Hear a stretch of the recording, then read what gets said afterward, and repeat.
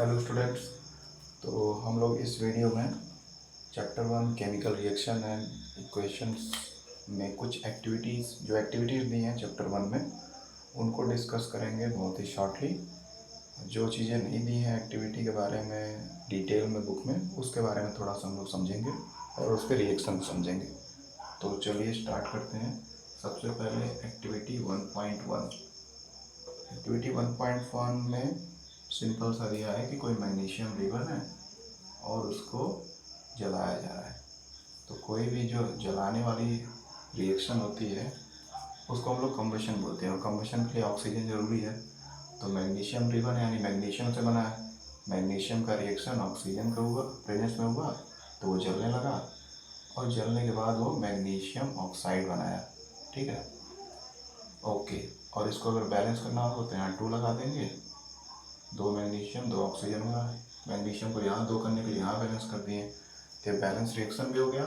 और यहाँ पे जो प्रोडक्ट बन रहा है वो क्या है? वाइट ऐश। वाइट ऐश, सफ़ेद राख के रूप में हमारा मैग्नीशियम ऑक्साइड यहाँ पर बन रहा है। ठीक है, तो ये चीज़ें कलर वगैरह हम लोगों को याद होना चाहिए कि कहाँ पे कलर चेंजेस कैसे हो रहे हैं। ठीक, तो ये मैग्नीशियम का हो गया। देन एक्टिविटी 1.2 देख लेते हैं। इसमें क्या दिया है? Lead nitrate added to lead nitrate PbNO3 का होल ट्वाइस। लेड नाइट्रेट का फार्मूला ये होता है, क्योंकि लेड का वैलेंसी होता है 2 और नाइट्रेट -1 होता है, तो इसका होल ट्वाइस होगा। तो लेड नाइट्रेट को एक टेस्ट ट्यूब में डालें और उसमें पोटेशियम आयोडाइड ऐड कर दिए, Ki। ठीक, तो लेड नाइट्रेट हमारा जो कंपाउंड होता है वो वाइट होता है, वाइट क्रिस्टल। ठीक है, जैसे कि नमक होता है उसी तरह का क्रिस्टल जैसा वाइट कलर का होता है। अब इसमें डाला गया पोटेशियम आयोडाइड। ठीक है, तो जो नया रिएक्शन होने के बाद नया प्रोडक्ट बन रहा है वो क्या है? Lead iodide PbI2 plus potassium nitrate. ठीक है, और इसको बैलेंस वगैरह करना होगा। नाइट्रेट 2 था, यहाँ पे 1 है, तो 2 लगा देंगे। और पोटेशियम 2 हो गया तो यहाँ 2 लगा दिए। 2 potassium 2 iodine, 2 potassium 2 iodine 2 potassium, nitrate 2 हो गया। लेड एक यहाँ भी था, एक यहाँ भी था, बैलेंस हो गया। अब यहाँ पे लेड नाइट्रेट जो था, जब उसमें पोटेशियम आयोडाइड Ki डाला गया तो ये येलो कलर में हो गया कन्वर्ट। ये जो लेड आयोडाइड है ये येलो कलर का है।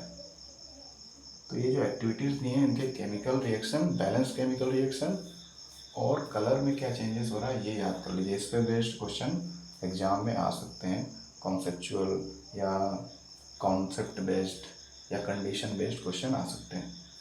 तो इसलिए एक्टिविटीज़ बहुत ज़्यादा ध्यान देना है। अब आते हैं एक्टिविटी नंबर 3 पर, 1.3। इसमें क्या है? जिंक ग्रैन्यूल लेना है। जिंक ग्रैन्यूल यानी जिंक मेटल के छोटे छोटे पार्ट्स। ठीक है, जिंक मेटल कलरलेस होता है, थोड़ा चमकीला जैसा होता है, हल्का हल्का शाइनी रहता है, कोई उसका पार्टिकुलर कलर नहीं होता है। तो जिंक ग्रैन्यूल लेंगे यानी जिंक मेटल, और जिंक मेटल को किस में डाल दिया गया? हाइड्रोक्लोरिक एसिड में, कॉन्सेंट्रेटेड हाइड्रोक्लोरिक एसिड में डाल दिया, डाइल्यूट में डाला गया है। डाइल्यूट यानी थोड़ा वीक एसिड, उतना स्ट्रॉन्ग नहीं, पानी ज़्यादा है इसमें। तो जिंक का रिएक्शन हाइड्रोक्लोरिक एसिड से होगा तो बनेगा ZnCl2। ठीक है, और साथ में हाइड्रोजन गैस इवॉल्व होगा। ठीक है, फिर से शोरगुल होने लगा। तो जिंक जब ऐड होगा हाइड्रोक्लोरिक एसिड में तो जिंक क्लोराइड बनाएगा और हाइड्रोजन गैस निकलेगा। तो यहाँ पे कलर चेंजेस में कोई परिवर्तन नहीं होता है। सोल्यूशन ये भी क्लियर रहता है, ये भी इसका जो नॉर्मल जिंक का मेटल का कलर है शाइनी वाइटिश टाइप का वैसा ही रहता है। यहाँ पे भी कोई कलर नहीं बनता है, कलरलेस होता है। लेकिन इस पार्टिकुलर केस में हाइड्रोजन गैस इवॉल्व होता है, हाइड्रोजन गैस बनता है। ठीक है, और रिएक्शन देख लेते हैं बैलेंस है कि नहीं। यहाँ 2 क्लोरीन है, यहाँ 1 क्लोरीन, तो 2 यहाँ लगा देते हैं।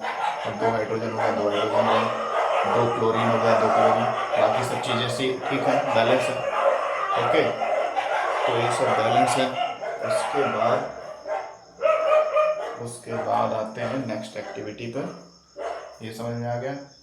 तो आपको एक्टिविटी में जो रिएक्शन हो रहे हैं उसको बताना है, किस टाइप का रिएक्शन ये बताना है। जैसे यहाँ पर दो चीज़ें कंबाइंड होकर सिंगल प्रोडक्ट बना रहा है, तो ये कौन सा रिएक्शन हो गया, कॉम्बिनेशन। ठीक है, कॉम्बिनेशन रिएक्शन। और यहाँ पर भी लग रहा है दो चीज़ें मिलकर दो चीज़ें बना रहा है, लेकिन दो चीज़ें मिलकर एक बनाए तब वो कॉम्बिनेशन होता है। यहाँ पे देखेंगे आप, एक्सचेंज हो रहा है। लेड जो है आयोडीन से रिएक्शन कर रहा है और पोटेशियम नाइट्रेट से। तो जब दोनों तरफ से एक्सचेंज होता है उसको क्या बोलते हैं, डबल डिस्प्लेसमेंट। तो यहाँ पे डबल डिस्प्लेसमेंट हो रहा है। ठीक है, तो ये कॉम्बिनेशन का हो गया पहला एक्टिविटी का रिएक्शन। आपको रिएक्शन पता होना चाहिए, उसका बैलेंसिया पता होना चाहिए, उसमें कलर चेंज हो रहा है वो पता होना चाहिए, और टाइप ऑफ रिएक्शन क्या है। ठीक है, तो कॉम्बिनेशन होगा। ये लेड नाइट्रेट वाला जो कंडीशन दिया वो डबल डिस्प्लेसमेंट है, दो एक्सचेंज हो रहे हैं एक साथ, अपने पोजीशन चेंज कर रहे हैं। यहाँ पर जिंक का रिएक्शन हो रहा है, ये होगा हमारा डिस्प्लेसमेंट रिएक्शन। ठीक है, डिस्प्लेसमेंट। यहाँ पे डबल डिस्प्लेसमेंट नहीं है, सिंगल डिस्प्लेसमेंट है। जिंक जो है हाइड्रोजन को डिस्प्लेस करके क्लोरीन से रिएक्शन कर रहा है। जिंक ज़्यादा रिएक्टिव है हाइड्रोजन से। आप देखेंगे रिएक्टिविटी सीरीज में हाइड्रोजन के ऊपर होता है, जिंक काफ़ी ऊपर होता है ना। तो जिंक जो है हाइड्रोजन को हटाकर उसकी जगह ले रहा है, क्लोरीन से रिएक्शन कर रहा है। तो ये डिस्प्लेसमेंट रिएक्शन है, और इसमें हाइड्रोजन गैस बनता है। ये इसका बैलेंस इक्वेशन है, और प्रोडक्ट हमारा कलरलेस है। तो प्रोडक्ट का कलर वगैरह, टाइप ऑफ रिएक्शन, बैलेंसिंग, सारी चीज़ें आपको याद होनी चाहिए। ठीक है, चलिए अब आगे बढ़ते हैं फटाक से। ये चीज़ें हो गई। अब उसके बाद एक्टिविटी 1.4 पे आते हैं। 1.4 क्या है देख लेते हैं। 1.4 क्या है, हाँ 1.4 में दिया है कैल्शियम ऑक्साइड CaO, जिसको कि क्विक लाइन भी बोलते हैं। तो कैल्शियम ऑक्साइड लिया गया है और उसमें पानी ऐड किया गया है H2O। तो ये ऐड करने पे क्या हमको मिला, कैल्शियम हाइड्रोक्साइड, जिसको कि स्लैग्ड लाइन बोलते हैं। तो यहाँ पे था क्विक लाइन, दोनों ही वाइट कलर के होते हैं, ये भी वाइट होता है ये भी वाइट। तो कोई कलर चेंज पार्टिकुलर नहीं हुआ, कलर के बेसिस पे हम लोग नहीं बोल सकते, लेकिन केमिकल नेचर के बेसिस पे नया कंपाउंड बना है। तो ये भी वाइट है और ये भी वाइट है, बट केमिकली दोनों डिफरेंट है। ये हमारा क्विक लाइन है और ये हमारा स्लैग्ड लाइन है, पानी से मिला हुआ लाइन। ठीक, इसका पार्टिकुलर नाम है। तो क्विक लाइन को जब पानी में मिलाया गया तो वो एक कंपाउंड बनाता है जिसको स्लैग्ड लाइन बोलते हैं, और दैट्स इट, यही हमारा। तो इस यहाँ पर अगर आप टाइप ऑफ रिएक्शन की बात करें तो दो चीज़ें मिलके एक बना रही हैं। जब दो चीज़ें मिलके एक बनाए तो वहाँ कॉम्बिनेशन होता है। तो यहाँ पर कॉम्बिनेशन टाइप ऑफ रिएक्शन है, कॉम्बिनेशन। ठीक, और रिएक्शन को बैलेंस करने का देख लेते हैं सही है कि नहीं। कैल्शियम एक यहाँ है, ठीक है। हाइड्रोजन दो यहाँ है, दो यहाँ है हाइड्रोजन, दो ऑक्सीजन एक दो, सारी चीज़ें बैलेंस है। ठीक, तो ये हमारा एक्टिविटी 1.4 हो गया।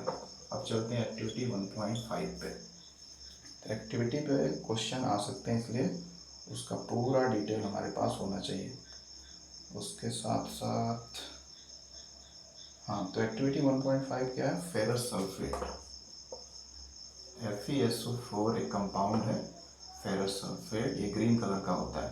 ठीक है, तो फेरस सल्फेट 2 ग्राम लिया, जितना भी ग्राम लिया गया, आपको तो अभी फिलहाल मेजरमेंट नहीं करना है, आपको बस जानना है रिएक्शन क्या हो रहा है, क्या कलर चेंज हो रहा है, क्या प्रोडक्ट बन रहा है, क्या उसका बैलेंस इक्वेशन है, और वो किस टाइप का रिएक्शन शो कर रहा है, ये जानना है। तो फेरस सल्फेट को लिया गया और dry boiling tube, note the color of the ferrous sulfate crystal.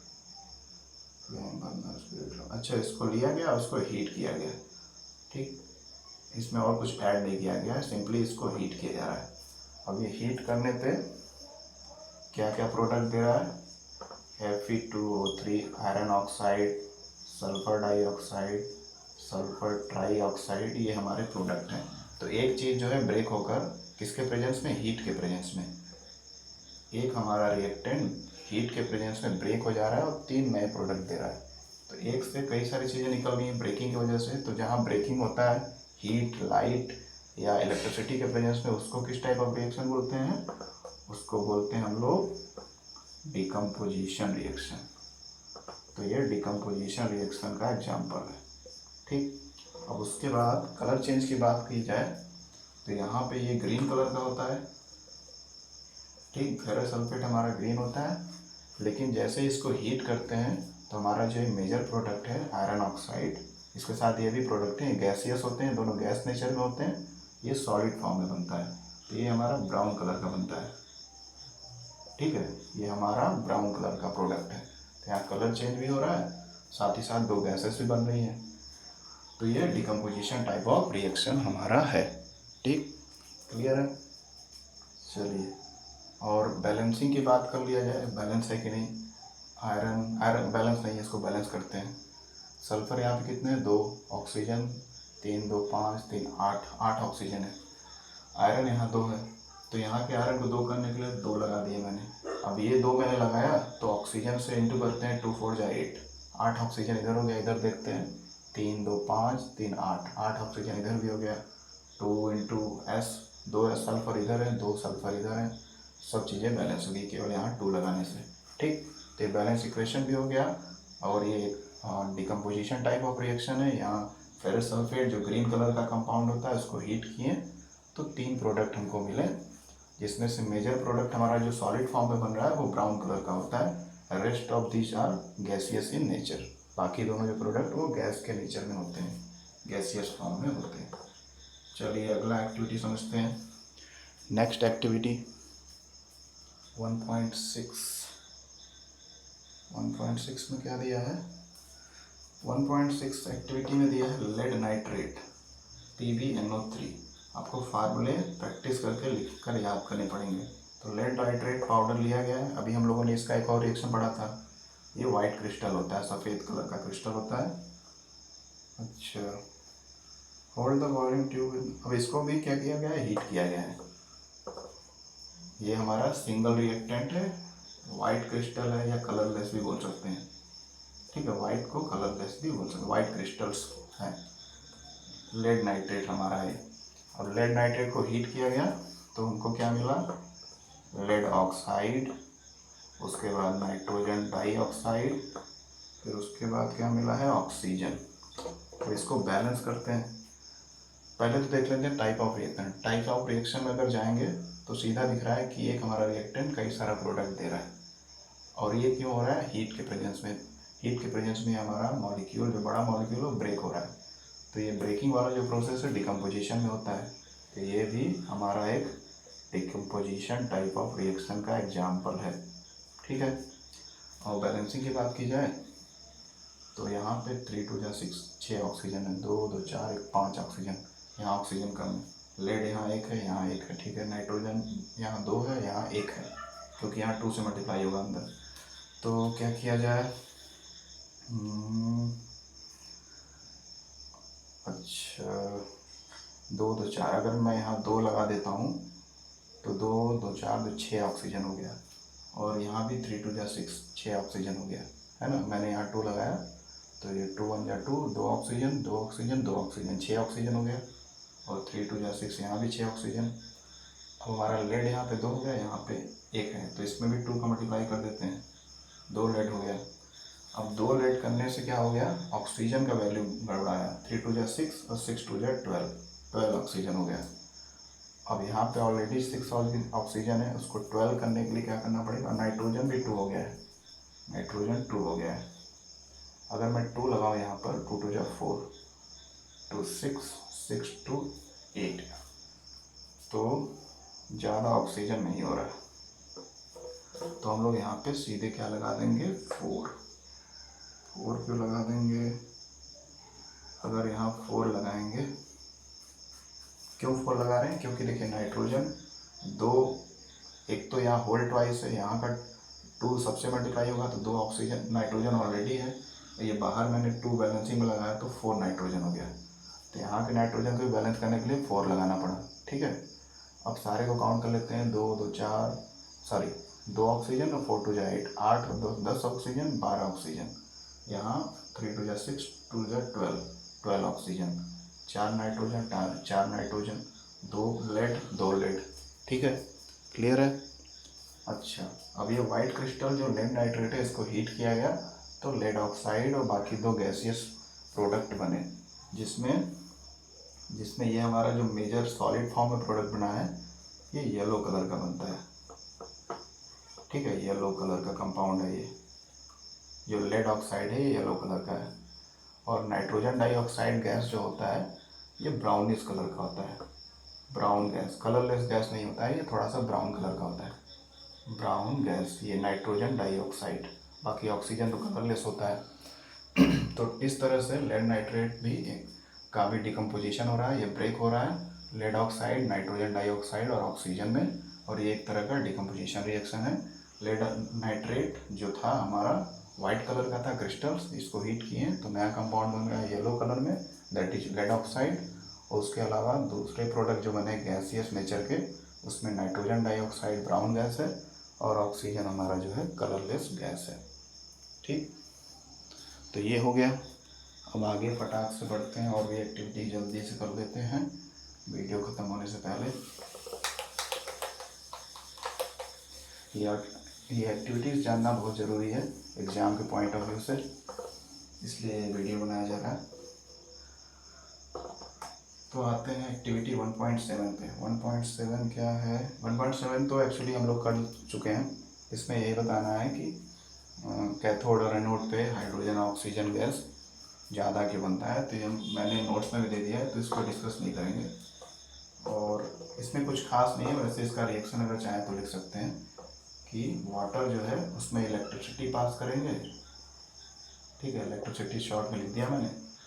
तो हाइड्रोजन गैस और ऑक्सीजन गैस बनता है। नीचे इसके लिख देते हैं फिजिकल स्टेट गैस लिक्विड। तो वाटर में जब इलेक्ट्रिसिटी पास करते हैं तो हाइड्रोजन ऑक्सीजन गैस निकलता है। हाइड्रोजन गैस जो है वो पॉजिटिवली चार्ज हाइड्रोजन आयन से बना रहता है, तो वो नेगेटिव इलेक्ट्रोड की तरफ जाता है। नेगेटिव इलेक्ट्रोड यानी किधर जाता है? कैथोड की तरफ। ठीक, और ऑक्सीजन जो गैस बनता है वो पॉजिटिव मतलब ये नेगेटिवली ऑक्सीजन आयन से बना रहता है, तो ये जाता है एनोड की तरफ, पॉजिटिव वाले इलेक्ट्रोड की तरफ, दैट इज एनोड। ये दोनों तरफ जाते हैं। तो देखा गया है कि हाइड्रोजन गैस का जो मात्रा रहता है कैथोड पे ज़्यादा रहता है, ऑक्सीजन से 2 गुना बबल उसके दिखते हैं। इसका कारण क्या है? क्योंकि वाटर में हाइड्रोजन एटम की संख्या ऑक्सीजन के एटम से ट्वाइस होती है, डबल होती है, जैसा दिख रहा है। 2 हाइड्रोजन 1 ऑक्सीजन से मिलकर वाटर बनता है। इसलिए जब वाटर में इलेक्ट्रिसिटी पास करते हैं और जब वाटर हाइड्रोजन और ऑक्सीजन गैस में ब्रेक होता है तो हाइड्रोजन के बबल ज़्यादा बनते हैं, क्योंकि हाइड्रोजन एटम की संख्या वाटर मॉलिक्यूल में ज़्यादा है, और इसीलिए हाइड्रोजन गैस के जो बबल हैं कैथोड पे ज़्यादा दिखाई देते हैं, और ऑक्सीजन गैस के जो बबल हैं एनोड पे इसकी कंपैरिजन में कम संख्या में होते हैं। ठीक है, तो यही था। और इसको बैलेंस कर लेते हैं एक बार फिर से लिखकर।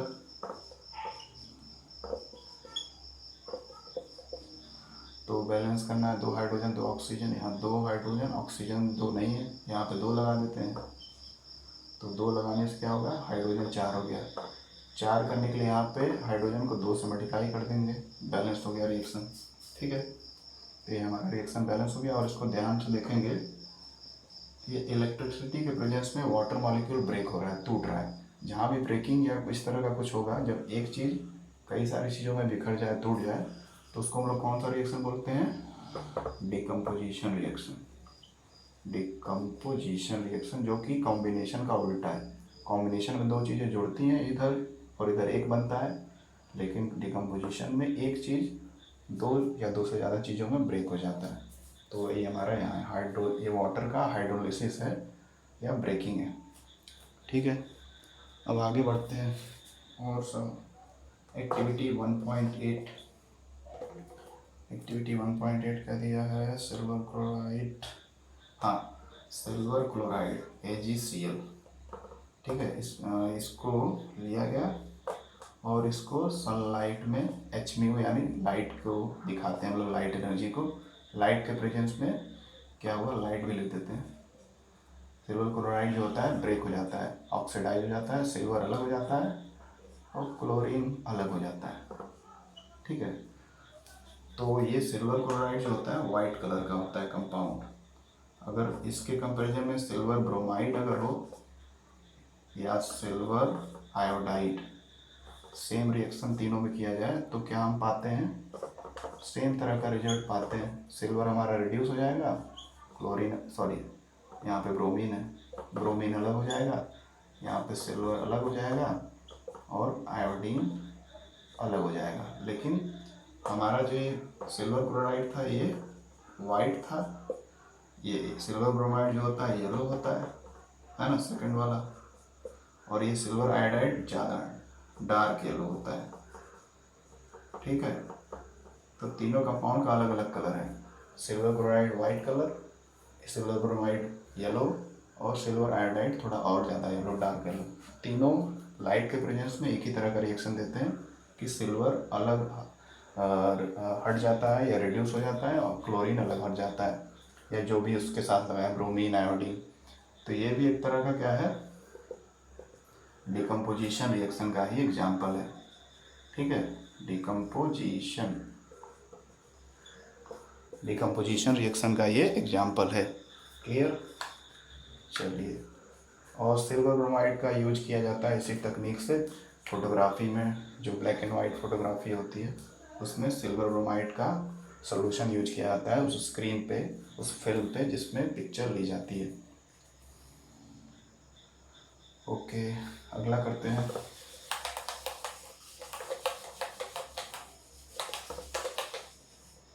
वन पॉइंट नाइन क्या है, 1.9 में 1.9 वाला आप जानते होंगे तो उसको छोड़ देते हैं। उसी से रिलेटेड एक है, lead plus copper chloride give rise to lead chloride plus copper.